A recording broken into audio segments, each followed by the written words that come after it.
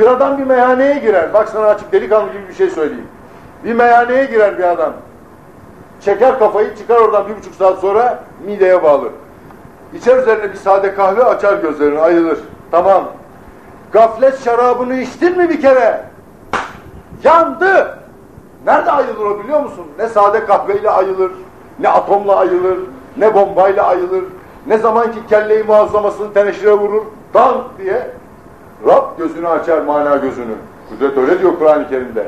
Ben diyor seni öyle başıboş, mühmel mensi bırakacağım mı zannediyorsun ya? Sen üzerine giydiğin bir elbisen ütüsü bozulmasın diye 90 defa çekiyorsun, bir elbisenden vazgeçemiyorsun.